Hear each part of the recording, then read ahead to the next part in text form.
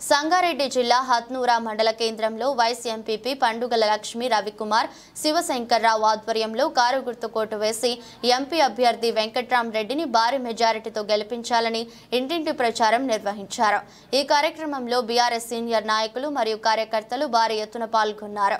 అనంతరం నాయకులు మాట్లాడుతూ గతంలో కేసీఆర్ ప్రభుత్వం చేపట్టిన అభివృద్ధి మాత్రమే రాష్ట్రంలో కనబడుతుంది కాబట్టి మరొకసారి బీఆర్ఎస్ అభ్యర్థి అయిన వెంకట్రామరెడ్డికి ప్రజలు ఓటు వేసి భారీ మెజారిటీతో గెలిపించాలని విజ్ఞప్తి చేశారు।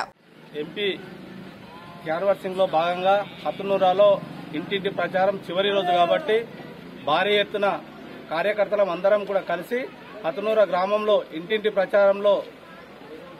ప్రచారం చేయడం జరిగింది। స్పందన చూస్తూ ఉంటే ఖచ్చితంగా మన వెంకట్రామరెడ్డి గారు గెలుపు ఖాయమైందని చెప్పని ఈ సందర్భంగా మేము మనవి చేస్తా ఉన్నాం। మళ్ళీ పెట్టుబడి సాయం కూడా పడుతుండే, ఇప్పటి వరకు పెట్టుబడి సాయం వల్లేదు। రైతుల్లో తీవ్రత వ్యతిరేకత ఉంది।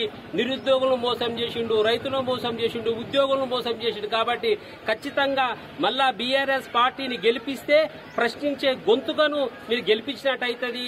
హామీలను మన హరీష్ రావు గారు, కేసీఆర్ గారు మరి బెదిరించి వాళ్ళను మరి ప్రశ్నించి మరి ప్రజలకు న్యాయం చేస్తారు। కాబట్టి దయచేసి అందరూ కారు గుర్తు మీద ఓటేసి వెంకట్రామరెడ్డి గారి భారీ మెజార్టీతో గెలిపించి హరీష్ రావు గారికి, కేసీఆర్ కి బహుమతిగా ఇవ్వాల్సిన విజ్ఞప్తి చేస్తా ఉన్నా।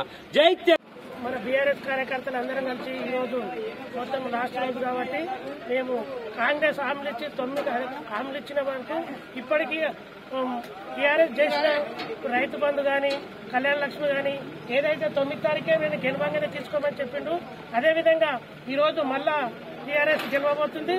అదేవిధంగా మన కేటీఆర్ కానీ, హరీష్ రావు కానీ మన పంపించిన వెంకట్రామరెడ్డి ఖచ్చితంగా స్వల్ప మెజార్టీతో అయినా ఖచ్చితంగా గెలవబోతున్నాడు। అదేవిధంగా అందరూ 4వ నంబరు కారు గుర్తు కేసి గెలిపేయాలని అందరికీ ధన్యవాదాలు చెప్తూ ముగిస్తున్నాను।